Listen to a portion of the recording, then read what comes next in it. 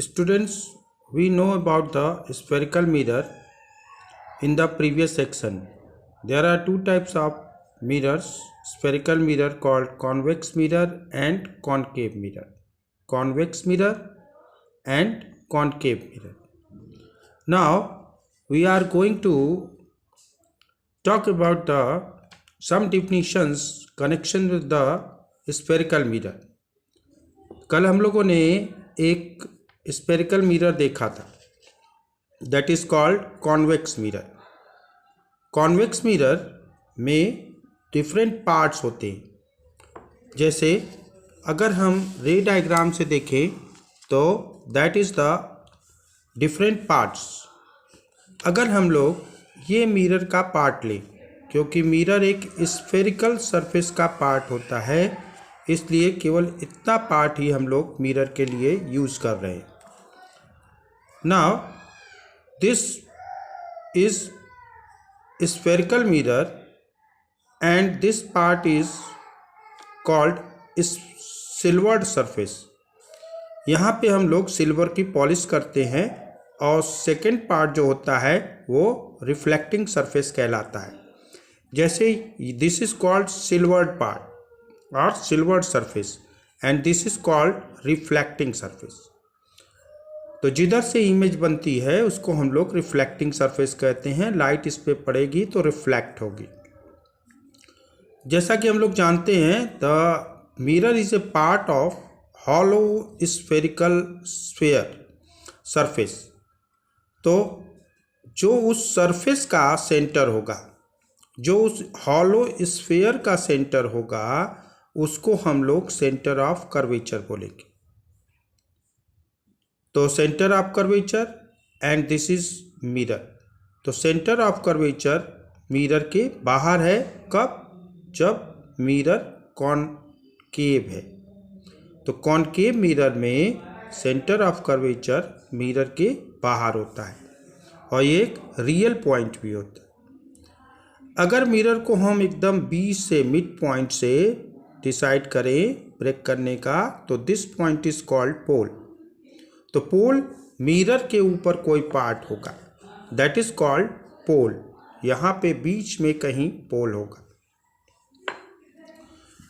तो हम लोग जान गए what is pole. The mid point of the reflecting surface is called pole and the centre of the hollow sphere of which centre of curvature. तो centre of curvature एक point, pole दूसरा point. इन दोनों point से एक imaginary line अगर pass करे तो this is called principal axis. Principal axis an imaginary line drawn which is passes through the pole and centre of curvature. This is sphere, then it must be have a radius also. तो this is circumference of the sphere or circle which is drawn on the paper, and this is center. That's why this is called radius of curvature. This is also called radius of curvature. Therefore, on the behalf of principal axis P and C, distance is called radius of curvature. Now, if we join a line end point of the mirror, that is called A and B. This is the mirror and these are the end point of the mirror called aperture, and actually it is called linear aperture, and the angle made at the center by the mirror is known as angular aperture. So aperture may be linear or may be angular. So this is reflecting surface. This is called aperture, that is the diameter of the reflecting surface. This is called linear aperture, and the angle made by the mirror on the center is called angular aperture. So now you know the principal axis, center of curvature, radius of curvature, pole and aperture. Now an important point is here F. This is actually at the midpoint of the P and C. तो radius का just half एक point मिलता है जिसको हम लोग focus कहते हैं, और अगर ये प्रिंसिपल एक्सिस के ऊपर हो तो इसको हम लोग प्रिंसिपल फोकस कहते हैं।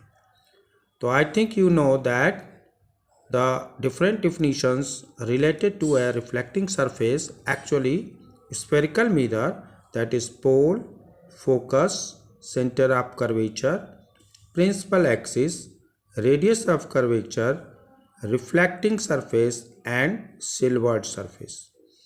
These are all the important points and definition related to a spherical mirror. This is true for both convex and concave mirror. Okay, thank you.